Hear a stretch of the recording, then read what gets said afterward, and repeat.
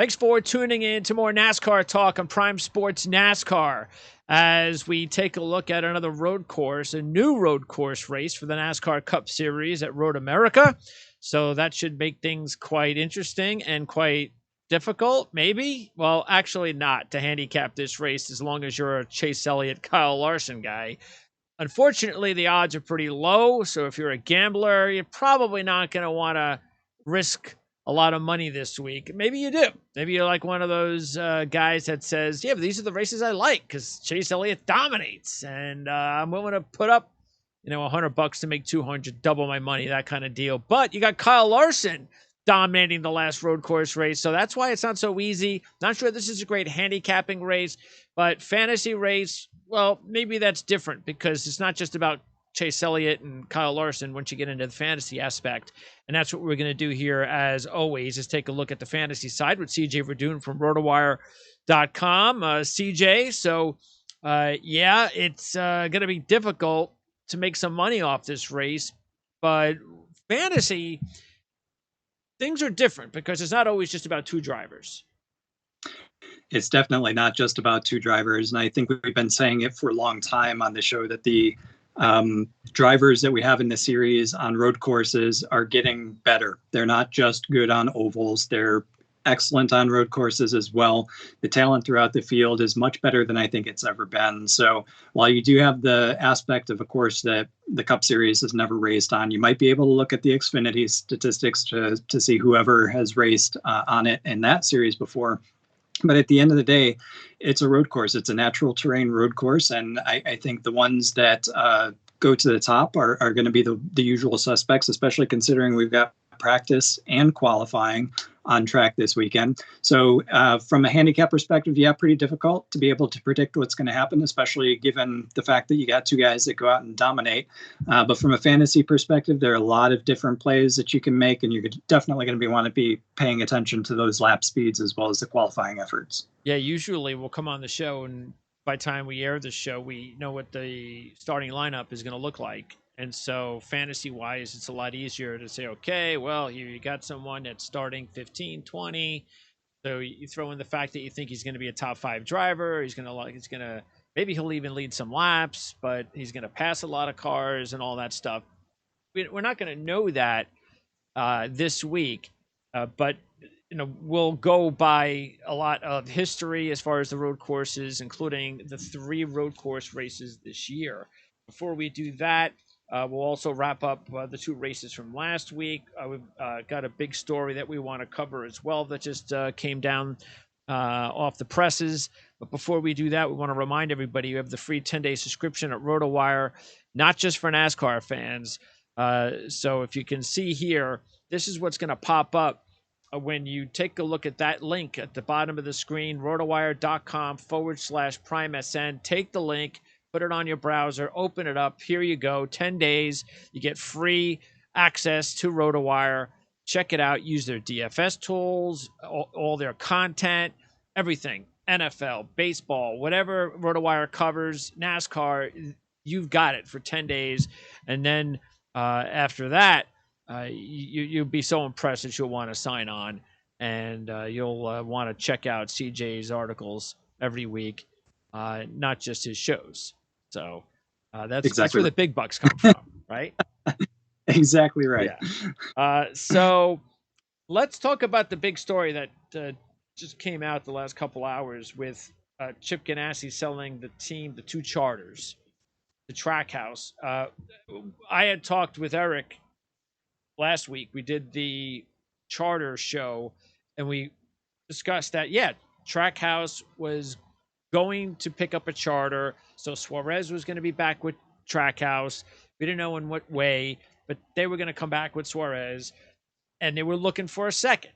Well, they get the 2. Suarez will stay. Who that second driver is going to be now becomes a little bit more clear because of the fact that they've made the deal with Chip Ganassi, and Chip Ganassi now has, of course, 2 drivers who have to decide what they're going to do. And whether Trackhouse, of course, you would think Trackhouse would want Kurt Busch, but Kurt Busch has also been talking to Denny Hamlin and Michael Jordan's team. So I don't know. I get the feeling that maybe Kurt Busch goes with Denny Hamlin's team and Chastain stays and partners with Suarez. What do you think? That would be interesting. Yeah, Kurt Busch. It's kind of interesting how it all came together because it kind of came out of the blue. It wasn't anything that was really leaked or talked about. But I don't know if you caught it, but during last weekend's, and I'm not sure whether it was Saturday or Sunday, but there was a comment about Kurt Busch and his future and what it may hold, and the fact that he has Monster Energy as his backer, as a sponsor. So wherever he goes, he's certainly got some checks in terms of a backer that comes with him. If he is talking to Denny Hamlin, I think that's a great spot. I mean, both teams, both of those teams this year, they're new, brand new, and I was not high on either one of them prior to the season getting underway, but both of them have made waves. Bubba Wallace got his first top 5. Daniel Suarez has been doing very good. The teams have legs, and they're only going to continue to get better. So to bring somebody in with a veteran who's got a sponsor backing already would be very appealing. Therefore, I do think I could see Kurt Busch going over to Denny Hamlin's team. But then on the other side, you have to plan for the future at the same time. And Ross Chastain has been consistently improving as well. I think Ganassi overall has had less of a impact or I guess success at turning the team around this year. We've seen their struggles. Kurt Busch is starting to get some traction. Chastain really picking it up. So I think that these new teams with the renewed vigor and the focus and additional money, I think that's going to help turn their fortunes around as well. So either place, either driver goes, it's a good situation, I think. Yeah, the only reason why I was making the prediction that if Kurt Busch, if it's the two teams, he's going one or the other, and I'm guessing it's going to be with Jordan and Hamlin. It's just because it's Michael Jordan and Denny Hamlin and Bubba's a nice young driver. They need a veteran, and I'm sure Michael Jordan will not be outbid by anybody. So I don't think he has to worry about that. And then Kurt Busch also would probably think about what this is going to mean to him as well, marketing wise. And if you're Kurt Busch, last couple of years of your career, I mean, if you stay at Trackhouse, it's just another Kurt Busch kind of team. It's just nothing special. But if you go to Michael Jordan, Denny Hamlin's team, especially with Michael Jordan and everything that they're building there, that's special. I could see that would be a reason for Kurt Busch to want to sway his opinion towards that team. Kind of an interesting perspective that I hadn't thought about, and hearing the logic behind it, I agree, because Michael Jordan is that kind of sports icon, and he's not going to get outbid. He's going to make sure that it's done right. They pulled a very slick move in how they got their charter, to be honest with you. Trackhouse did the lease. So that tells you that they're in it for the long game, and they're playing their cards appropriately and will continue to do so. If you look at the other side at Trackhouse, you got Pitbull, who's a musician and an entertainer. So how deep is his connection to the sports world? How invested is he in continuing it? Is this something that he saw as a marketing thing that he would do for a couple of years and then go on to the next thing? We see that Jordan teaming up with Hamlin is in it for the long term. But if Pitbull and the backers with Trackhouse decide they lose interest, then that team obviously can fall very quickly. Whereas I think Hamlin and Jordan's team is definitely built more for the long haul. Yeah, I mean, it should be interesting. I've been on all the websites, all the team websites today, because I'm lining everything up for our silly season show that we're recording tomorrow, me and Eric. And Trackhouse has like the most, I don't know, like retro or we're kind of like really cool kind of site, like so. And like you said, kind of with the sponsoring they have and everything behind them. Yeah, you just because they don't have Michael Jordan there, you don't. It's possible that this could be an up and coming team. They've got something that they're building there, and you don't see that usually the first few years. But who knows if if they surprise everybody and they're able to actually keep Kurt Busch there instead of getting lured away to Michael Jordan's team, I think that'll tell us a lot. Yeah, absolutely. And don't get me wrong, my comments before are not that Trackhouse isn't in it for the long term or anything like that. It's just that the approach and the backing seems to be a little bit more solidified on the Michael Jordan side, whereas on the Trackhouse side, it's a little bit more eclectic. Still, they're getting the job done. And like I said, both teams have shown success on track. So success breeds success. And I think that's only going to continue, especially if they get additional resources. And the fact that they were able to swing this deal with Chip Ganassi, that shows you something right there. Absolutely.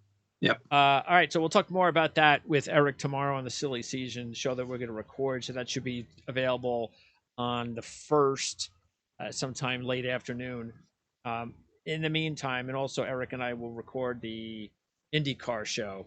I mean, it's funny. Eric sent me a text about doing. I've got an hour free. We could do the IndyCar show and we could do the Silly Season show. And I kind of, all right, that sounds good. And I'm like saying to myself, there's no way we're doing those two shows in an hour. It's just not going to happen. No. I mean, I've got so much. I mean, it took me like 2 or 3 hours to get all these logos together and the drivers together. I mean, me just pushing buttons for all those teams and drivers and everything's going to take like a half hour. So, I don't know. Hopefully Eric's got 90 minutes set aside, not 60. A lot going on. Yeah. A lot going on. Last week in Pocono, look, normally at Pocono, because of the way the racing is, unless you have the things that happened this past weekend, they're pretty boring. Not a lot usually happens, but we're very fortunate to get 2 races back to back that were just crazy in a way. I mean, you got a fuel mileage race, number 1, and then you had Kyle Larson on his way to another win, blowing his tire. And it's so funny because you got Kyle Larson blowing his tire, and then who it is that wins? But Alex Bowman again. I mean, Alex Bowman just keeps winning some of these races where you're just going, and he's 22-1 again this weekend. That's why I was like, I'm not passing on not picking him again. I'm just going to keep putting money on Alex Bowman every time he's over 15-1. I don't care. I don't care how his history is at these tracks. It's just he's winning races that nobody's expecting him to win, and his odds just continue to be high. But how often, just imagine, I can't imagine both sides of the coin, is if you got like a lot of money invested in Kyle Larson and he's had this streak of wins, and then he's just, you're just kind of, okay, just get this over with. I've got this. And then, I mean, that happens to you. And on the flip side, if you have Alex Bowman and you're sitting there to go, I lost. He hung out as long as he could. And then the guy basically wrecks, his tire goes down in the last lap. That stuff just doesn't. I mean, and I wasn't a benefit except for my fantasy team. I've never benefited in that fashion before. I'm hoping one day I will. It'll be nice to benefit from that, having a lot of money just all of a sudden in my hands because somebody, got a flat tire in the last lap who was leading. But I've been screwed a lot by stuff like that in the past. I'm glad I wasn't screwed this time around. Unfortunately, you were, because Kyle Larson was your fantasy driver.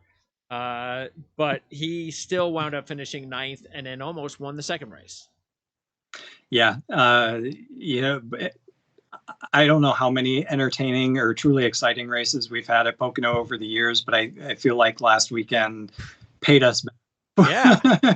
I mean, 2 remarkable races, just as you said, especially the first one with, it didn't look for a while like Larson was going to be able to find a way to get by. But then when he did, it was like, okay, now it's over. And he pulls away. And then, everybody basically changed the channel at that point. And then coming into the last turn, flat tire in the wall, Bowman flies on by and takes an improbable victory. And then even last week, or on Sunday, the last one, I can't tell you how many times I counted out Kyle Busch because of the transmission linkage and all the problems that he was having. If there's a restart, if there's a pit stop, he's done. He's not even going to make it to the end of the race. When he first came on the radio, he said, I don't think we're going to make it.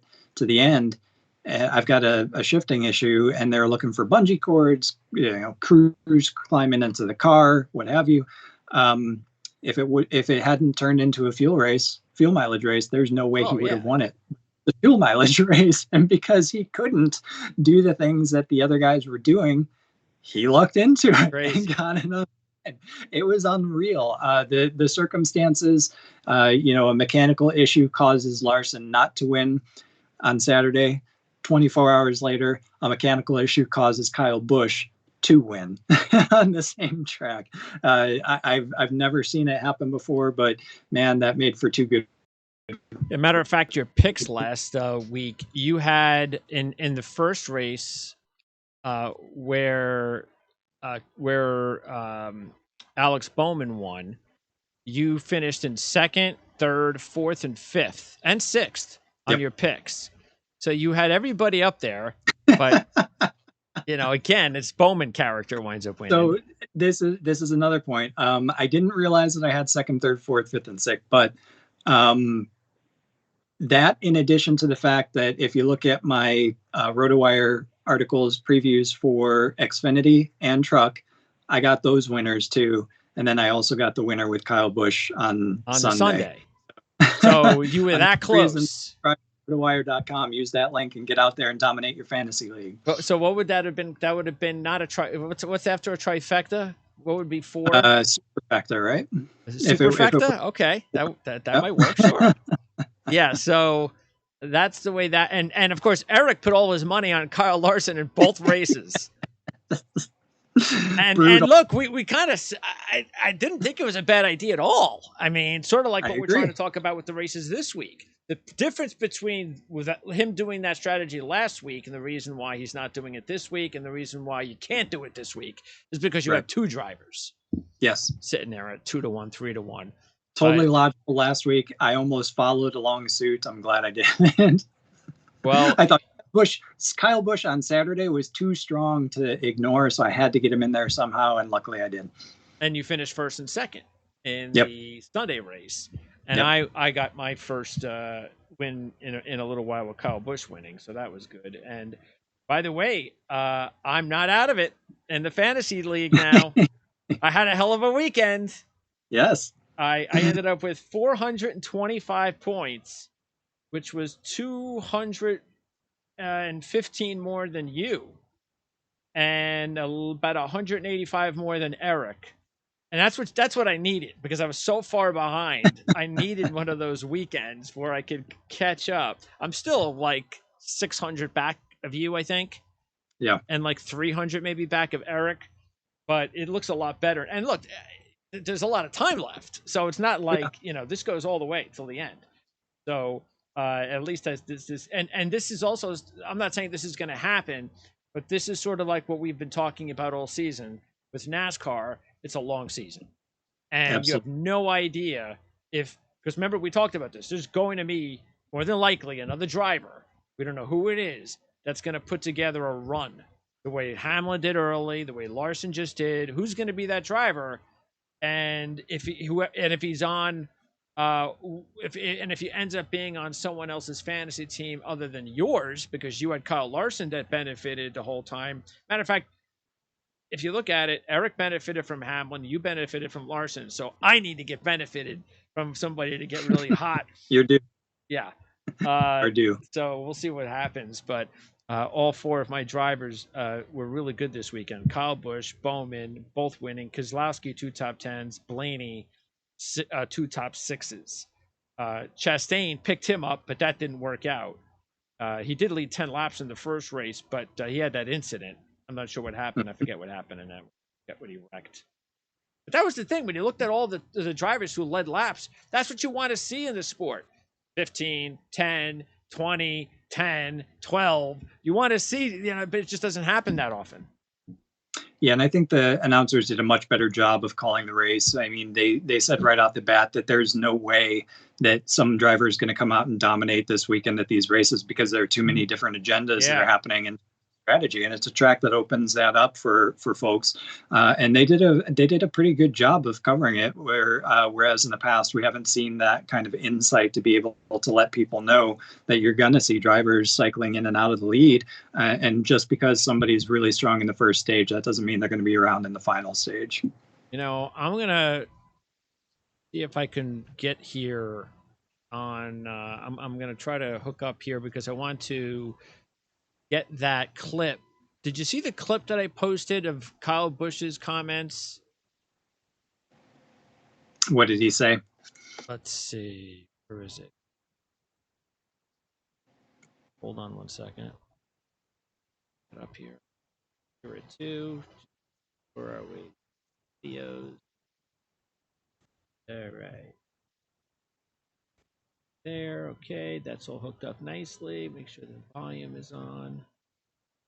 All right. So should be able to hear this. Hold on one second.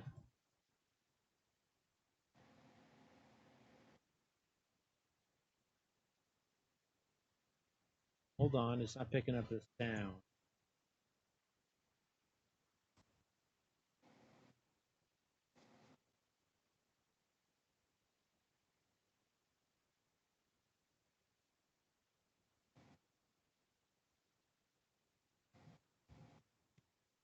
No, can't figure it out here, unfortunately. Anyway, I'll try to figure it out as we talk. But the thing that he said was it was regarding the double headers, and the question was regarding whether he likes it or not, and he doesn't like it. And I understand everything he was talking about. The only thing that I want to see with the double headers, though, is the fact that, I mean, the only reason I like it is because of what happened, because it happens to be Pocono. And I don't want that. I don't want to be wasting 2 full weeks of our coverage going to Pocono. Get it all over with in a weekend because they're not taking one of those races away. So if you're going to always have 2 races at Pocono, do a doubleheader weekend at Pocono. Let that be the only doubleheader of the entire season. Make it unique. And after what just happened this past weekend, how great the racing was, why wouldn't you try it again next year?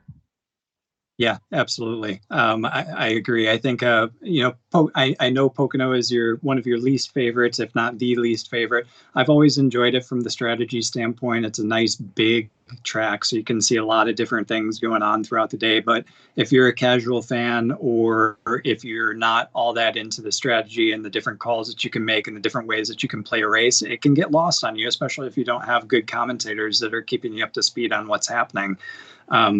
If there were races that I wish we could get rid of, it'd probably be someplace like New Hampshire, though, somewhere where there's zero passing all day and there's little opportunity to go off strategy. So, but yeah, I really like the doubleheader, especially at Pocono. It definitely it worked this year without a doubt. But yeah, worst case scenario, if you get 2 bad races, 2 dull races, they're both done in 1 week and you don't have to revisit it a month later. All right, let me see if I was able to hook it up now. Let's see. This works. Double headers. You can hear that? You can't hear that, CJ? No. All right, that's okay. Everyone else can. Hold on.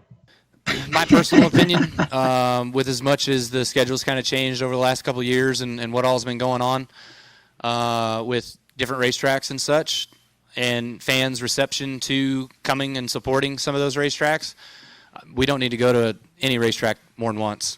You know what I mean? Spread the wealth. That's my opinion. I like how we're able to take a date from Dover, go to Nashville. I'm going. I don't know why we don't go to Chicago still, and we go to Atlanta twice. That was dumb. I don't know why we don't go to Kentucky. Apparently that governor's pretty pissed off.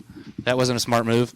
So just, going to these places, you still want to be able to spread the wealth around a little bit. And some of these places, I mean, Kentucky, I can see where the fans might be a little upset about Kentucky is the traffic situation. The first year was really bad, but as it fizzles out and everybody figures it out, it'll get better over time. Texas, I don't know how many guys were at Texas for the first few at Texas, right? I mean, that thing was horrendous. I'm sure Dustin was there. So it was quite interesting. Just the horse stories. I wasn't there, but the horse stories you heard about it. So anyway, that's my opinion. Like, all right, so get this straightened out. Okay, so anyway, that's what Kyle had to say, and since you weren't able to hear it, there were a couple of things that you touched up on. One was he thinks it's dumb that they don't go to Atlanta more than once. I guess they had taken the second race away from Atlanta. That's what he was indicating. That's correct, right? They took the second race away from Atlanta. That was one of them. Okay. Yep. And then the other thing was that that they pissed off the governor of Kentucky. Yeah. And now, what did they do with the Kentucky races? What did they do there? It used to be 2 Kentucky, and they turned it to 1. I don't ever recall 2 Kentucky races. How would they have? I don't know. He was talking about them. You should try to get the clip. And listen to it when you have a chance. And I could always read a promo about RotoWire or something, but let me see here. Kentucky. Yeah, I don't know. I don't know what he was saying, but he was talking about how. Well, what's Kentucky's situation? Where's their race this year? Kentucky. They don't have a race this year? That's probably why they pissed him off. Yeah, I'm looking here. They don't have a race this year. Yeah. Left. There you go. They left. So they used to have 1, and they took Kentucky off the board. Okay. Yeah, that would piss the governor off. So absolutely. Yeah. And I not mistaken, I think that was a spot where he was starting to get some traction as well and was pretty good and dominating. Probably. Getting some wins.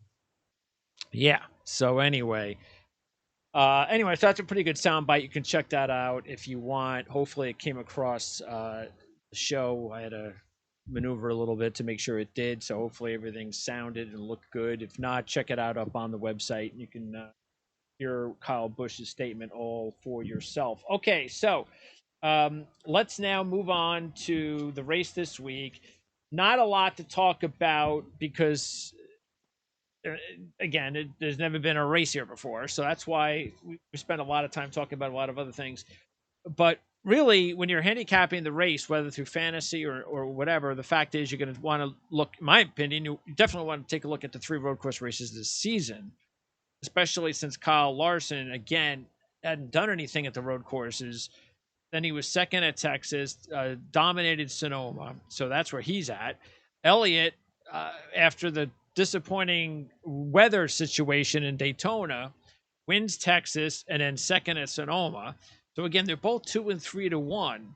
How do you handle those 2 drivers on a fantasy week? You know, with the way people play fantasy NASCAR at RotoWire, how does that get handled? You have to choose one or the other. They're usually priced at a way like gambling. They are priced in a way that they make it impossible for you to go with both, because if you went with both and you actually came out on top, everybody, there's no benefit in it for anybody else. It's almost a sure thing. So you effectively have to choose one or the other. And based on that, from a fantasy perspective, as well as a gambling perspective, I'm going with the guy that's got the longer, better history. And certainly that's going to be the Chase Elliott over Kyle Larson. I agree. Kyle Larson's the guy that's making the headlines right now. He had a stellar race at Sonoma, came out and won. To me, that was relatively unexpected given where he's been. He very well could do the exact same thing this weekend at Road America, but I'm going to go with history on this one. To me, Chase Elliott's got the longer record of success on the road courses. Average finish of 8.73 across 15 starts. Okay. Yeah, because the other thing too is, and maybe it was important for Kyle to finish second and almost win that second race on Sunday to kind of get back into that second groove. But I think it will be interesting to see what happens with Kyle in the next week or two. Yeah, and if you don't have to have your fantasy lineups for at least DraftKings or anything like that, except until just before the green flag. So you've got, or 15 minutes before or so. So you've got time to pay attention to who's fast in practice and who's qualified well. And if Larson struggles in practice, takes them a little bit longer to get up to speed, or maybe doesn't have as great of a qualifying effort as a Chase Elliott, one or the other, it could go either way. You're going to be able to have time to be able to slot one of those in from a fantasy perspective. Okay, now, and as far as our picks, we did not all agree on one driver this week. Eric decided that he was just going to kind of sort of pulled off what he did last week. He went all in on Larson. Mm-hmm. This week he's just going to put both his money on Larson and Elliott. Because if one of them win, he's at least making his money back. Eric's all of a sudden his money has gone from plus is starting to get to our territory. So what happens when you're too conservative? It was quick. Yeah. You can't be conservative. You got to just keep going with it. At least that's my thing. But you did choose Elliott as your top driver this week, CJ, and you had 4.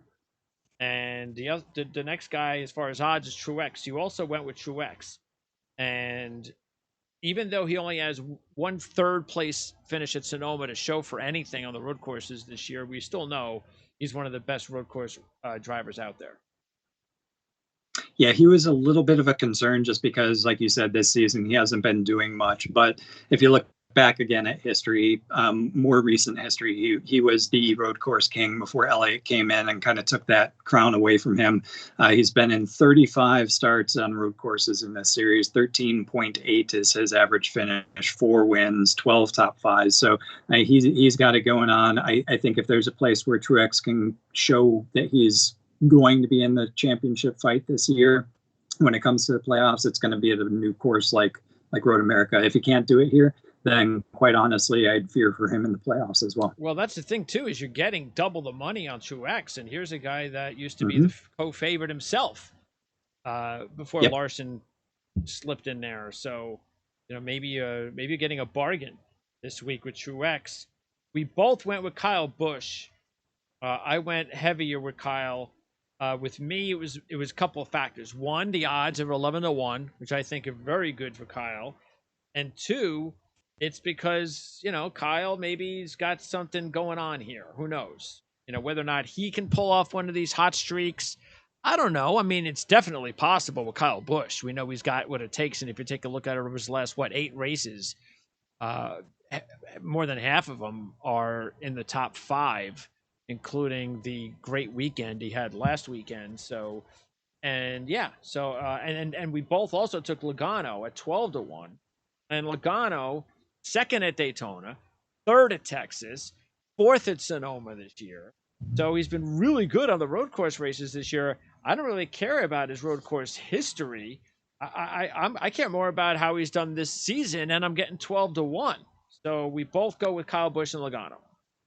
Yeah, I think those two are obvious. Logano, for the reasons exactly as you said. I was looking at his finishes this year on the road courses, all top 5s, extremely good. Probably could have won one of them, if not multiple of them. So no reason not to have him in the list. Plus, if you look at the all-time standings in terms of road course ability, Logano with 29 starts, his average finish is actually 13, which is better than Truex. So Logano, despite not having the win totals as some of the other guys, is extremely consistent and capable on the road courses. And then Kyle Busch, I went against my theory in that if you win a race, I'm probably not going to choose you the next week because winning back-to-back is tough. But count last week as a win, even though it's a win because he had transmission issues. He should have fallen out of that race. He should have been a DNF, so he lucked into it. Plus, we know what he can do on the road courses. He's won on pretty much all of them, and he can do it again at Road America, especially a place that not a lot of people have a lot of experience at. Well, and Kyle Larson just went through a run of 3 straight wins and won the All-Star race. So why not? Byron and Hamlin at 16-1. Nobody took them this week. With Byron, he has not performed well on the road courses this year compared to everywhere else. So that was an easy no. And Hamlin, has been a pretty good road course driver. Not great, but pretty good recently, including a couple of top tens this year, a third at Daytona. But he's just he's not the same driver he was earlier this season. Matter of fact, he only has one top five in his last 7 races, and only 2 top fives in like his last 9 or 10. Yeah, it's pretty remarkable, his downturn. And part of the reason why I chose him, number one, he's only got 1 road course win across his entire career, 35 starts. He's kind of down there in terms of order. But yeah, he's decent on road courses. He does pretty well. So you can expect him to be a top 5, top 10 kind of guy. And if things go his way, he should be able to win. The reason more so that I stayed away from him this week is that he even said it after the race. I mean, this is multiple times where he had a race in his hands and it went away. It's a team sport. You've said that multiple times. They got the fuel strategy wrong. He lost that race. It was his to take. So how down is he? How frustrated is he? How much is that team kind of grasping at straws, trying to get themselves back on top and back on track again? I just wonder, what that's doing to their mental state. I don't see him, if he comes away with a top 5, top 10, great, back in the mix again. That'll be the start of trajectory for him. But right now, the trajectory and the angle at which he is going down is let's not keep a in good mind one. he hasn't won a race yet this season. Exactly right. Yeah. Mounts. So that's the same situation Kyle Busch was in last season. So I see the exact same situation here with Hamlin. He's not horrible. He's got speed. Races are going away from him. Got to not let that get to you. Get one in the bag. Well, and then he's 7-1 now to win the championship. So those odds are a little bit better. And look, the odds for everybody are pretty good outside because Kyle Larson's hogging up all the short numbers. And it's good that all 3 of us put enough money on Kyle Larson in our futures this year early in the season. So we're already ahead of the game with Kyle Larson now. And I think Hamlin, we are ahead of the game on Larson. So excellent foresight there. I think Hamlin still remains there given his trajectory and given his struggles because of playoff points. He did take the lead back from Kyle Larson on playoff points over the weekend. So he's got a lot going his way. If he doesn't figure out a way to start winning, he's going to have to point his way through the rounds and then come up big when we get to the finale and actually win that final race. Yeah, right now, let's see. You guys both have more money on Larson than you have money. Well, actually, Eric is just a few $100 off on Larson. You're the only one that has more money invested in Larson than you have invested on all drivers this season. For me, it's more of I just wanted to hang around because once we get to the playoffs, we can start spending whatever we want. So instead of being limited to only $100 a driver each week, that opens things up. Like for instance, I could just go, okay, I'll put $1,000 and I could make $3,000 on Larson just like that if he's still 3-1. But you are the only one that, like, if he were to win the championship today, you'd clear $2,900 on Kyle Larson. And that's going to be my strategy until the playoffs get week. there. I'm going to try to maintain that up that I've got on him and look at the guys and do exactly like you said that you're doing with him. Try to get them in the ballpark so that when the playoffs can start making moves. Yeah, because you have about 5 or 6 drivers hanging in the ballpark. And for me, I have 4 drivers that I make money off of today, but only 3 of them are legit. Byron, Blainey, and Bowman.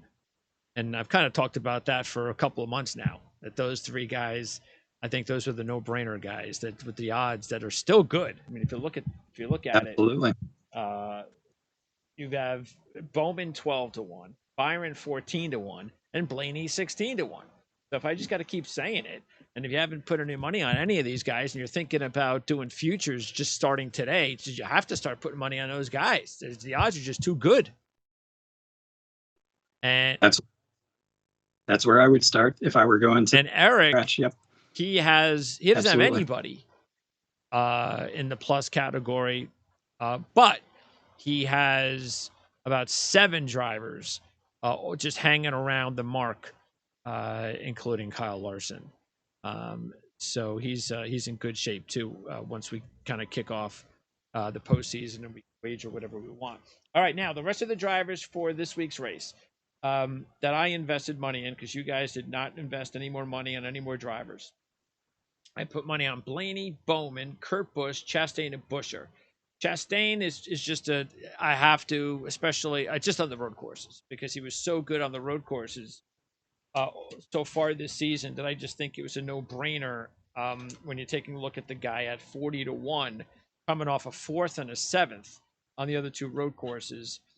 Buescher's pretty decent on the road courses. That's why I put a couple of bucks at him at 80, but I'm kind of going to put a couple of bucks on Buescher every week, as long as he doesn't slide, because he kind of hangs around there at some of these tracks, and he can just get lucky. But Kurt Busch, you liked him last week. I put money on him last week too. I put money on him this week as well. I was surprised you didn't. But the reason why I feel Kurt Busch is another good play this week, you're getting really good odds of 30-1, and he finished 4th in Daytona and 6th at Sonoma. He's got a road course win too. Yeah, he was definitely one that was on my radar when you came to see that Larson and Elliott were really pricing themselves out of contention. I felt like I had to go with one because I do feel like one of them is going to come out and dominate. Though, Kurt Busch was absolutely on my list. Couldn't figure out a way to get it done given the way they were priced at the top of the heap. But certainly from a fantasy perspective, he's going to be in there. He's I like been the a halfway decent road course driver in his career. Yeah, absolutely. So 30-1, and he wants to win a race. He's got to win a race. He has to. Where is he right now, points wise? He's in a situation He's 16. where, so he could still get in with points. He could. He can't afford another new winner though. So anybody that wins has got to be placed ahead of him in the points. He just took back the 16th position from Buescher over this weekend because Buescher had his problems. So that's only if I want to. My internet's down, so I can't look. But I think it was like a 3-point gap, if I'm not mistaken, maybe a 6-point gap coming out of Pocono between him and Buescher over the 16th and final playoff position. 3 points. Yep, 3 points. I blame the storms. The lightning behind me knocked everything out. is barely hanging in there too. Blainey and Bowman were the other 2 drivers. Like I said, I put some money on this week. Blainey is a good road course driver, so he's capable. He's not great, but he's good. He's also 22-1, coming off a really good and importantly good weekend for him. Finally, he didn't have his team screw anything up. And hey, look what happens when my team doesn't put me in behind the 8 ball. I finished in the top 10 in both races. And Bowman has got top 10s in all 3 of his road course races this season. Yeah, both of these guys are up and coming road course gurus. I mean, get Elliott and maybe even Larson at this point out of the picture. I think you're looking at the future of what road course racing is going to be. Blainey has got 15 starts. He's already got a win. 8 of those 15 have been top 10s. And then looking at Bowman, 15 starts as well. No wins yet, but 2 top 5s, 7 top 10s. So both of them, more often than not, are finishing inside the top 10 in the road courses. And as you know, that's all you need to do. You get yourself in position. That's exactly how we won Pocono for Bowman. Get yourself in position, and things are going to happen, and you're going to find your way to victory lane sooner or later. All right, couple more things, and that is I'll give you some drivers to choose from fantasy-wise. I'll go with the 2 top guys left. If you had to choose Harvick or Keselowski? Keselowski right now. He's on a better trajectory, upward momentum. He's coming from further down than Harvick. Harvick's been pretty consistent, but he's been level. Keselowski is on his way up. Therefore, I would go with Keselowski on this one. Okay. Bell won his race, of course, in Daytona, but he was bad in the other 2. So if we go with Bell, you got Reddick, and I'll also throw in Buescher. Out of those 3, who would you go with? Probably Buscher, because same reasons as you said. Buscher's not been terrible on the road course. Has actually been pretty good. 16 starts, a top 5, top 10, average finish of about 17th, if I'm not mistaken. So for those reasons, plus the fact that Bell just hasn't done much since that win, which quite honestly, I'm not sure that was as convincing as a win as we would like to have seen. Granted, nonetheless, it is a win. For that reason, I'll go with Buscher over both Reddick and Bell there. All right, and then Chastain, McDowell, he's got a couple of top 10s. He's always, but again, fantasy's different from winning, so we're not going to McDowell to win a second race in the season sounds a little too ridiculous, but fantasy's different. So Chastain or McDowell, fantasy? Honestly, on a road course, I'm going with McDowell. I think he's a little bit more reliable. I'm surprised. I'm glad his name came up, because if you hadn't mentioned him by the time we signed off, I was going to say don't forget about McDowell, because he is always good on the road courses. He just needs a couple breaks to fall his way, and he may, like you said, probably not going to win a race, but he may end up leading laps and certainly could win a stage. Yeah, and I don't really see anybody else that looks. Jones has been okay in all 3 road course races this season. Other than that, is there anyone else fantasy-wise, like really deep, long shots, somebody that you should mention? Really deep, probably not. The other one that we hadn't talked about yet, he hasn't lived up to my expectations of what I would want to see from him on a road course, but he does. He's an Xfinity Series champion, and we know they've got road course races in that series quite a bit, and they've raced on Road America. Daniel Suarez, we talked about that team being an up-and-comer. He's got more experience, I would say, than most on the road course racers or drivers. I'd like to see him perform a little bit better on the road courses than we've seen to date, but he's pretty much the only name that we haven't mentioned thus far that I think might be possible of pulling off something decent. All right, so what are you going to have ready to go for on your report, your NASCAR report for RotoWire? Behind the wall, unless you get the free 10-day subscription. Exactly right. You can see it if you get the free 10-day subscription, or if you're a subscriber, obviously you can see it. We've got the Xfinity preview for DFS, Daily Fantasy Sports, DraftKings and Fantasy Duel, or Fantasy Duel that'll come up. That'll probably be up on probably Friday. And then we'll have the Cup preview up likely on Saturday, so we get at least one practice session under our belts. Cup qualifying is just before the race on Sunday, so there won't be enough time to be able to really jigger things around if something crazy happens, but I will wait to see the results of practice before I make those choices. But you can access both of those before the races on rotowire.com. And like we said, I got every single one but one correct last week. So if you want to go out some money on DraftKings or whatever, sign up for that free trial. Yeah, it's a good time when you're hot, right? Exactly. That's right. And next week, what's next week? Next week is Atlanta. Oh, that's right, Atlanta. Okay. That'll be a good one. Atlanta and then New Hampshire. Yes, my favorite. What's your favorite? New Hampshire. That was sarcastic. I was thinking that could be the case. Eric is going on vacation after we record the shows tomorrow, and then he'll be back to join us, so he says, on the 14th. That's because I believe IndyCar is going on. Is that when they go on the break after this Sunday's race? Yes, I do. We got July 4th at Mid-Ohio this weekend for IndyCar. I'm going to try to go down there, see what they're up to. I think that's going to be my first time at the track in a couple of years. So looking forward. Yeah, they're going to be on a break. Taking the family? I am. Right. It's my son's birthday, July 4th weekend. It's kind of a last-minute decision, so we figured we'd go and make the most out of it. That sounds pretty cool. All right. You could record a couple of clips or something from there, just you and the family or you and your son, and we could post it up on the website. Will do. So that's coming up on Sunday. And again, Eric will be back to talk NASCAR with us in a couple of weeks. We'll be back, of course, next week to preview Atlanta first.